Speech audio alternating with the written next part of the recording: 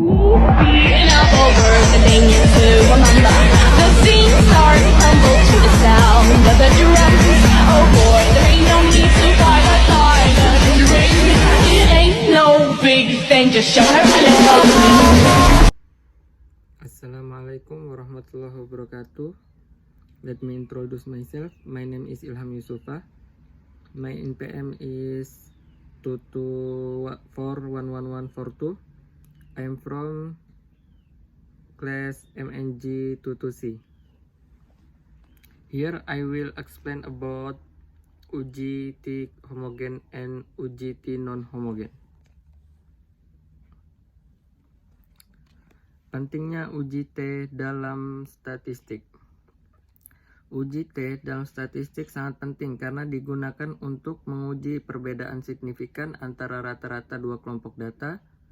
Dengan UGT, kita dapat menentukan apakah perbedaan tersebut mungkin terjadi secara kebetulan atau memang memiliki makna statistik. Hal ini memungkinkan kita untuk membuat keputusan yang didasarkan pada bukti statistik, seperti dalam penelitian ilmiah, pengujian hipotesis, dan pengambilan keputusan bisnis. UGT statistik dan penggunaannya dalam analisis statistik. UGT statistik adalah alat statistik yang digunakan untuk menentukan apakah perbedaan antara dua kelompok data, misalnya rata-rata, signifikan secara statistik atau hanya terjadi secara kebetulan.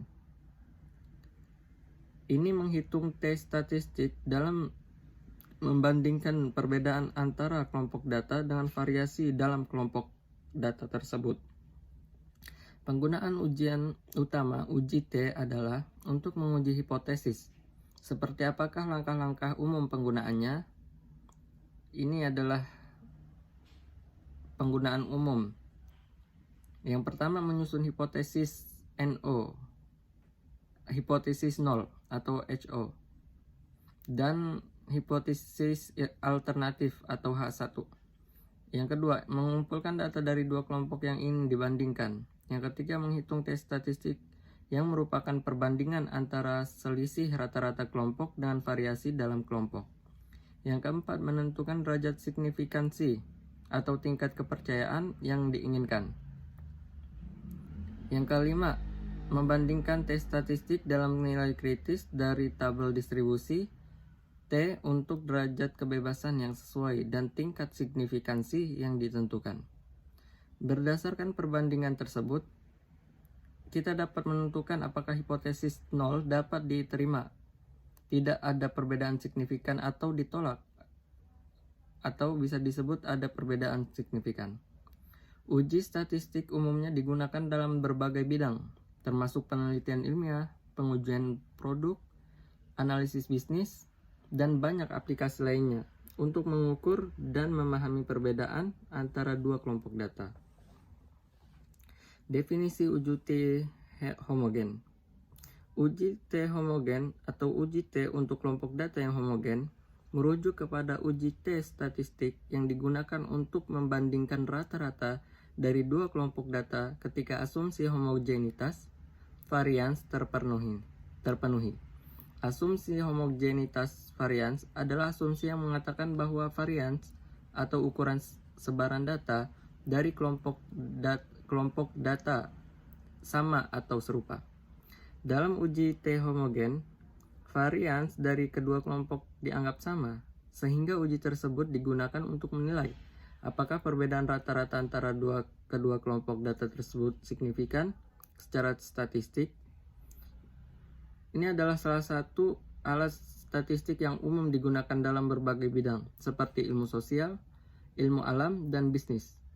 Untuk menguji hipotesis tentang apakah ada perbedaan yang signifikan antara dua kelompok, UGT homogen berguna ketika asumsi homogenitas varians terpenuhi. Namun jika asumsi ini tidak terpenuhi, maka UGT Welch atau UGT tidak sama varian mungkin lebih sesuai. Definisi UGT non-homogen. UGT non-homogen atau disebut juga UGT untuk kelompok data yang tidak homogen mengacu pada penggunaan uji T statistik ketika asumsi homogenitas varians tidak terpenuhi. Asumsi homogenitas varians adalah asumsi bahwa varians dari kelompok data yang dibandingkan adalah sama. Dalam kasus uji T non-homogen, asumsi ini tidak terpenuhi, artinya varians dari kedua kelompok data berbeda secara signifikan. Dalam situasi ini, penggunaan uji T statistik standar mungkin tidak tepat karena dapat menghasilkan kesalahan dalam mengevaluasi antara kelompok data sebagai alternatif. Sebagai alternatif, kita dapat menggunakan uji T non-homogen yang sering disebut juga sebagai uji T-Welch atau uji T tidak sama varians. Uji ini memperhitungkan perbedaan dalam varians antara kelompok data sehingga lebih sesuai untuk situasi di mana homogenitas varians tidak terpenuhi.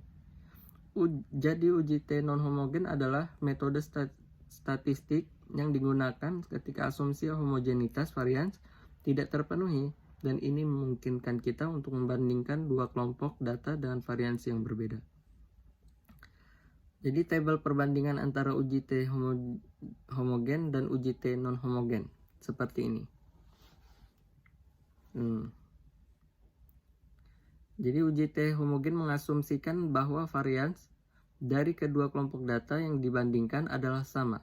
Ini digunakan ketika asumsi homogenitas varians terpenuhi dan varians kelompok data relatif serupa.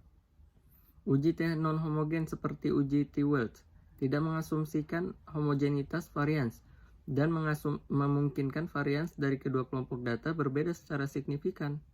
Uji T-Welch lebih kuat dalam mengatasi situasi ketidakhomogenan varians dan cocok digunakan ketika asumsi homogenitas varians tidak terpenuhi.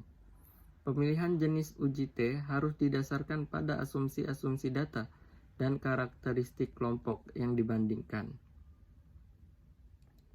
Contoh hasil uji T homogen dan uji T non-homogen dalam konteks nyata. Konteks studi seperti contohnya studi efek obat baru. Anggaplah seorang peneliti sedang melakukan studi klinis untuk menguji efek obat baru terhadap dua kelompok pasien yang berbeda, yaitu kelompok A dan kelompok B. Mereka ingin membandingkan rata-rata perubahan skala tekanan darah pada kedua kelompok setelah mengonsumsi obat selama 4 minggu. Yang pertama, uji T homogen. Peneliti memeriksa data dari kedua kelompok A dan B dan menentukan contoh uji T homogennya. Peneliti memeriksa data dari kedua kelompok A dan B dan menemukan bahwa varians perubahan tekanan darah dalam kedua kelompok sangat serupa dan asumsi homogenitas varians terpenuhi. Dalam hal ini, peneliti dapat menggunakan uji T homogen untuk membandingkan rata-rata perubahan tekanan darah antara kelompok A dan B. Hasil uji ini akan memberikan informasi apakah obat baru memiliki efek yang signifikan pada kedua kelompok secara keseluruhan.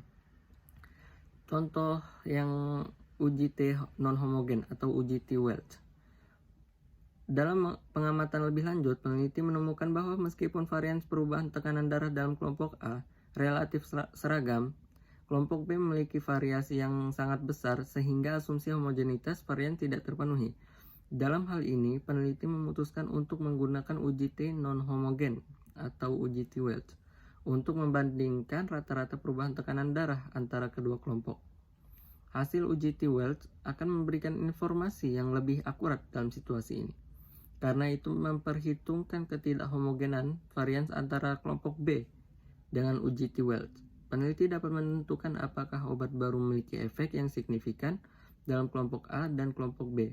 Bahkan ketika varians dalam kelompok B sangat bervariasi, dalam kedua situasi baik uji T homogen maupun uji T non-homogen, uji T-Welch atau uji T-Welch digunakan untuk menguji perbedaan rata-rata antara kelompok A dan B. Tetapi pemilihan metode bergantung pada apakah asumsi homogenitas varian terpenuhi atau tidak. Oke, itu saja yang saya bisa sampaikan. More or less, I apologize. Assalamualaikum warahmatullahi wabarakatuh.